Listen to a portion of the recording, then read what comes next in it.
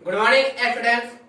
Online के इस class में आप लोगों का स्वागत है। जैसा कि आप लोग जानते हैं कि 9th क्लास के मैथ केसर सिन्हा बुक से चैप्टर नंबर 8 रेखाएं एवं कोण के प्रमेय 8.1 एवं प्रमेय 8.2 को हम लोगों ने पिछले वीडियो में पढ़ लिया था और आज की वीडियो में हम लोग प्रमेय 8.3 को देखेंगे। इससे पहले प्रमेय 8.1 एवं प्रमेय 8.2 का भी चर्चा कर लेते हैं। देखिए, प्रमेय 8.1 कह रहा था कि जब कोई दो रेखाएं किसी बिंदु पर काटे तो उस बिंदु पर बने समूह कोण शीर्षाभिमुख कोण कहलाते थे और वही शीर्षाभिमुख कोण को हम लोगों को प्रमेय 8.1 में साबित करके लाना था कि वो जो शीर्षाभिमुख कोण बने हैं वो आपस में बराबर होते हैं। और प्रमेय 8.2 कह रहा था कि जब कोई एक तिर्यक रेखा दो समांतर रेखाओं को काटे तो उसमें बने एकांतर अंतःकोण। जब एक तिर्यक रेखा दो रेखाओं को काटती है तो उसमें अंतर एकांतर कोण बनता है ना, तो उसी अंतर एकांतर कोण को हम लोगों को बराबर साबित करके लाना था। तो देखिए, हम लोग साबित करके लाए भी थे। और प्रमेय 8.3 आप लोगों को एक बात बता दे रहे हैं कि जिसको प्रमेय 8.2 बढ़िया से समझ में आ गया होगा उसको प्रमेय 8.3 भी बढ़िया से समझ में आ जाएगा। कि प्रमेय 8.2 का जस्ट उल्टा प्रमेय 8.3 है। देखिए, प्रमेय 8.2 में कह रहा था कि एक तिर्यक रेखा है और दो समांतर रेखा है, बस इतना दिया रहता था और उसमें बने एकांतर कोण को हम लोगों को बराबर साबित करके लाना था। और देखिए, प्रमेय 8.3 में एक तिर्यक रेखा एवं दो जो एकांतर कोण को हम लोग उसमें बराबर साबित करके लाए थे उसी को इसमें बराबर दे दिया है और उस दोनों रेखाएं को हम लोग इसमें बराबर साबित करके दिखाना है। तो चलिए प्रमेय 8.3 को स्टार्ट करते हैं।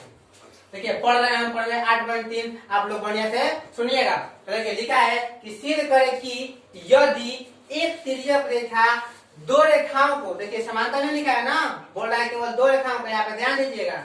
देखिए, लिखा है कि सिद्ध करे कि यदि एक तिर्यक रेखा दो रेखाओं को इस तरह काटे कि एकांतर अंतःकोण के जुग्म के कोण बराबर हो तो दोनों रेखाएं समांतर होती है। यहाँ पे लिखा है ना कि जब तिर्यक रेखा क्या कर रही है कि दो रेखाएं को काट रही है, मतलब इस तरह काट रही है कि उसमें एकांतर अंतःकोण बराबर है, तो दोनों रेखाएं को आप लोग बराबर साबित करके समांतर साबित करके दोनों रेखाओं को समांतर साबित करके आप दिखाएंगे। तो सबसे पहले क्वेश्चन पढ़ के हम लोग क्या करते थे, उसके क्वेश्चन पढ़ने के बाद इधर साइड में फिगर बनाते थे। तो चलिए, क्वेश्चन पढ़ने के बाद इधर हम लोग फिगर बना लेते हैं।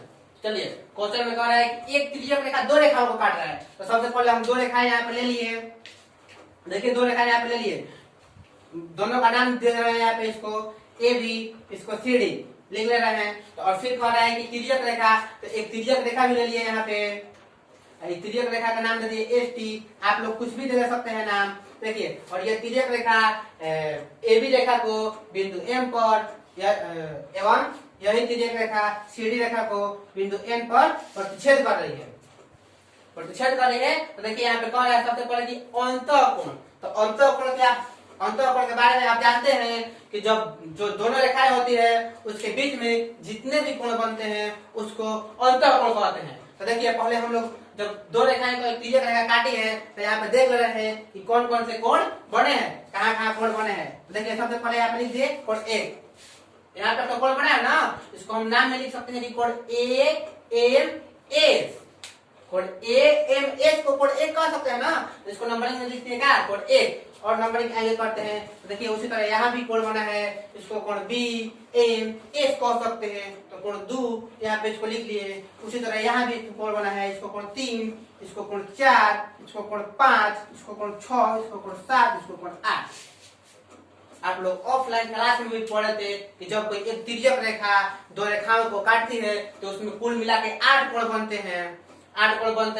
और देखिए, यहाँ पे हम लोग अंतःकोण की चर्चा कर रहे थे। तो अंतःकोण कह रहा था कि दोनों रेखाएं के बीच में जितने भी कोण बनते हैं उसे अंतःकोण कहते हैं। तो देखिए, यहाँ पे दोनों रेखाएं मतलब ए बी एवं सी डी के बीच में कौन कौन से कोण है, देखिए कोण कौन कौन से है, कोण 1 3 है, ए बी एवं सी डी के बीच में कोण 3 है ना। और उसके बाद देखिए, कोण 3 के बाद कोण 4 भी है, कोण 5 भी है, कोण 6 भी है। देखिए, बस यही 4 कोण है जो ए बी एवं सी डी रेखा के क्या है, बीच में है। तो इसी को हम अंतःकोण बनेंगे, अंतःकोण इसी को हम लोग बोलेंगे। तो देखिए, यहाँ पे लिखा है कि अंतःकोण अंतःकोण। देखिए अंतःकोण का मतलब जो है उसको अंतःकोण का पढ़ लिखा है एकांतर कोण। तो एकांतर कोण के बारे में हम जानते हैं कि तिरछे तिरछी के कोण को एकांतर कोण कहते हैं। तो देखिए कोण 3 के तिरछे तिरछी कौन है? कोण 3 के तिरछा कौन है? कोण 6। तो कोण 3 कोण 6 का एकांतर कोण होगा ना। उसी तरह देखिए कोण 4 कोण 5 का एकांतर कोण होगा। तो देखिए कोण 4 5 को हम डबल टिक से दर्शा दे रहे हैं। डबल टिक वाला के साथ एकांतर कोण होगा और सिंगल टिक वाला के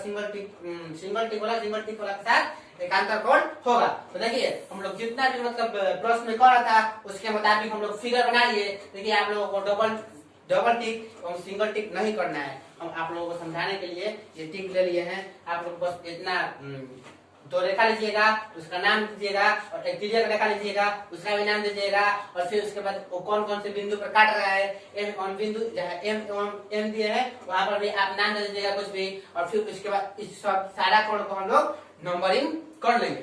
फिर देखिए और फिर जो भी परिमेय को हम पीछे हल कर रहे थे उसमें जितना भी रह रहा था कि परिमेय 8.1 में भी देखे थे, परिमेय 8.2 में देखे थे कि फिगर बनाने के बाद हम लोग लिखते थे सॉल्यूशन में। सॉल्यूशन लिखने के बाद दिया है लिखने के बाद क्या लिखते थे?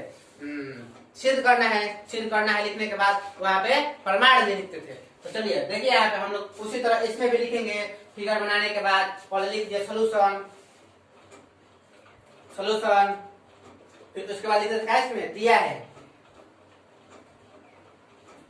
प्रश्न में जो दिया रहता है उसको हम लिख देते हैं। तो देखिए यहाँ पे कह रहा है कि यदि एक तिर्यक रेखा दो रेखाओं को काट रहा है तो यहाँ पे हम दो रेखा ए बी एवं सी डी लिए हैं। तो यहाँ पे लिख दे रहे हैं कि ए बी एवं सी डी दो रेखाएं हैं।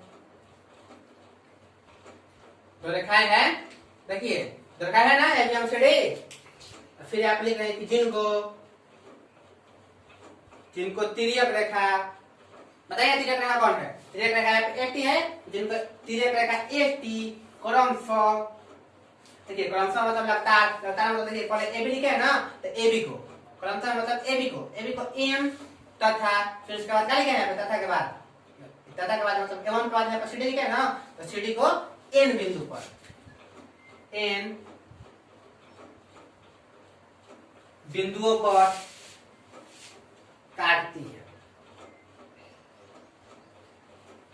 देखिए अब हम लोग लिख लिए हैं यहाँ पे कि ए बी एवं सी डी रेखा है जिनको तिर्यक रेखा ए टी क्रमशः एम एवं एन बिंदुओं पर क्या कर रही है? काटती है। तो देखिए काटती है तो यहाँ पे हम लोगों को लिखा है कि अंतः एकांतर कोण, जो अंतः एकांतर कोण के युग्म है वो बराबर है। यहाँ पे हम लोग लिख रहे हैं तो अंतः एकांतर कोण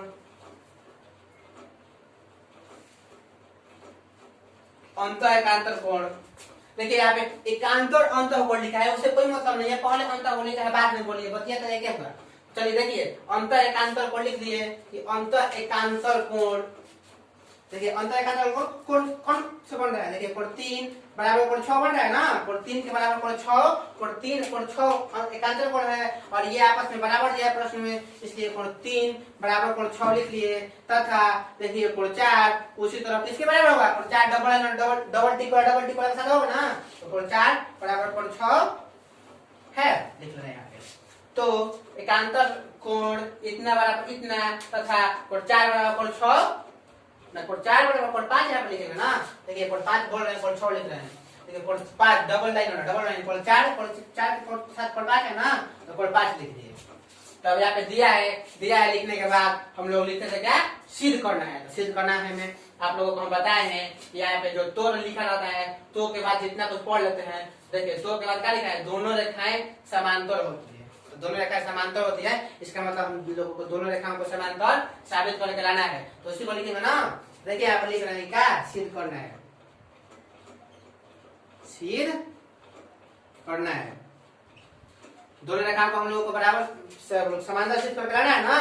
तो देखिए लिख रहे हैं कि ए बी समांतर, देखिए जो रेल के पटरी जैसा दिख रहा है ये समांतर का चिन्ह है, समांतर का ही सिंबल है। तो लिख दिए ए बी समांतर है किसके?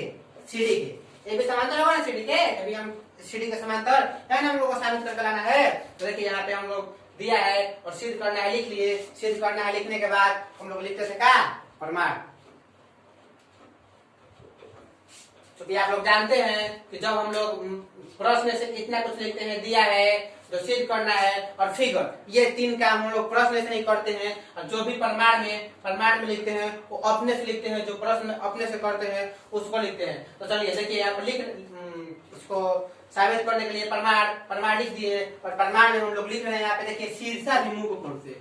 पहले क्या लिख रहे हैं? शीर्षाभिमुख कोण से।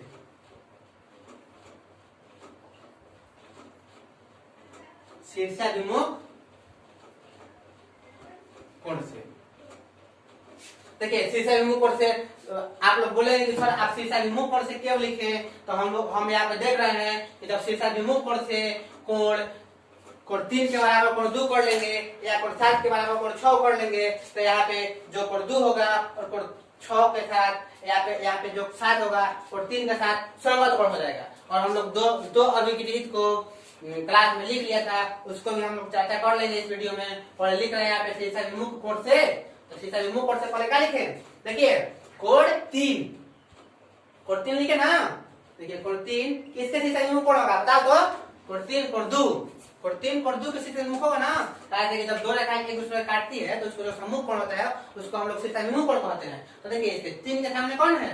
2। सम्मुख मतलब आमने सामने है ना, तो कोण 3 के शीर्षाभिमुख कोण 2 होगा। तो देखो लिख रहे हैं शीर्षाभिमुख कोण से कोण 3 बराबर कोण 2 हो जाएगा ना। कोण 3 बराबर कोण 2, इसको समीकरण 1 हम मान ले रहे हैं। समीकरण क्या मान ले रहे हैं हम लोग? 1। देखिए यहाँ पे हम और लिख दे रहे हैं, यहाँ पे दिया है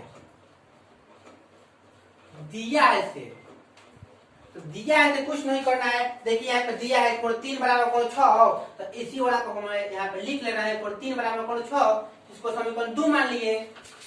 समीकरण 2 मानने के बाद यहाँ पे लिखते थे हम लोग, क्या लिखते थे कि जब देखे समीकरण 1 एवं 2 में झांक कर देखने पर हमें ये पता चलता है कि समीकरण 2 एवं 1 का जो एलएचएस है कोण 3 आपस में बराबर है, तो इसको आरएचएस को भी हम लोग आपस में बराबर कर लेंगे।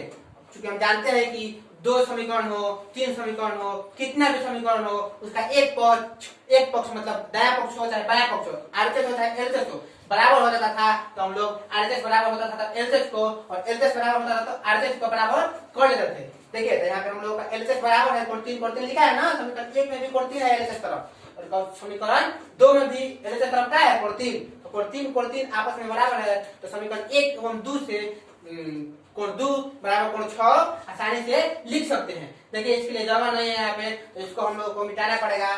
देखिए क्वेश्चन मिटा दे रहे हैं, इसके लिए आप यहाँ तक स्क्रीनशॉट कर सकते हैं। चलिए यहाँ पे इसको मिटा दे रहे हैं।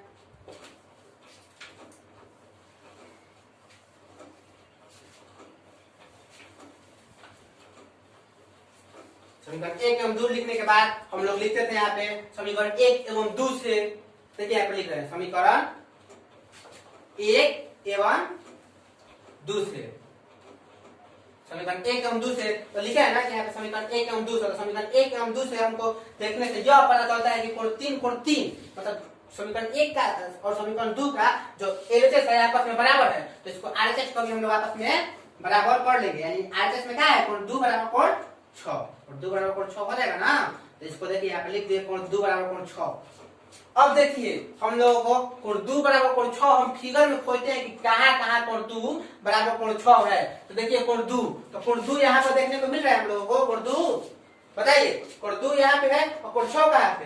कोण 6 यहाँ पे। मान लीजिए कि इसको पहले मिटा दे रहे हैं समझाने के लिए आप लोगों को। देखिए एक जो ठीक वाला है कोण 2 और कोण 6 के साथ क्या है? आपस में बराबर है। तो हम लोग पिछले क्लास में हम लोग पढ़े थे, और भी क्लास में भी पढ़ लिए थे कि जो कोण 2 है कोण 6 का संगत कोण कहलाता था। जब कोई एक तिर्यक रेखा 2 रेखाओं को काटता था तो कोण 2 कोण 6 के संगत कोण 4 कोण 8 के कोण 1 कोण 5 के कोण 3 कोण 7 के संगत कोण होता था। तो देखिए यहाँ पे संगत कोण होगा ना कोण 2 कोण 6 के, तो ये आपस में बराबर है ना ये। तो यहाँ पर लिख रहे हैं चूंकि यह संगत कोण है। क्या है? चूंकि यह संगत कोण है। संगत कोण है ना।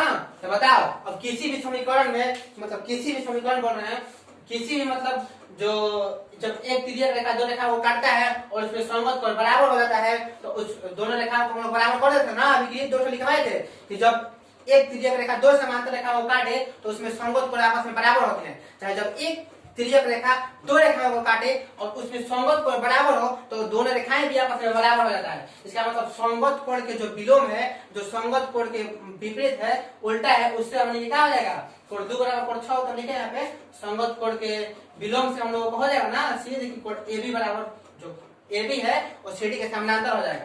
तो यहाँ पे जो लिख रहे हैं क्योंकि इसलिए लिख रहे हैं यहाँ पे, इसलिए संगत कोण, चलिए देखिए यहाँ पे संगत कोण से हम लोग कोण 2 बराबर कोण 6 आ गया। तो संगत कोण के विलोम से हम जानते हैं कि जब किसी भी जब एक रेखा दो रेखाओं को काटता है उसमें संगत कोण बराबर होता है, तो इसके विलोम से हम लोग दोनों रेखाओं को भी बराबर कर लेते हैं। तो यहाँ पे लिख दिए संगत कोण के विलोम से, तो संगत कोण के विलोम से हो जाएगा ना ये भी जो रेखा है CD के समांतर। तो देखिए यही ना हम लोगों को सिद्ध करना था, यहाँ पे लिखा ना सिद्ध करना है, मैं इसको सिद्ध करके लाना है। तो यहाँ पे देखिए संगत कोण के विलोम से सिद्ध होकर आ गया हम लोगों का। यहाँ पे लिख देंगे PRO BD proved. Thank you.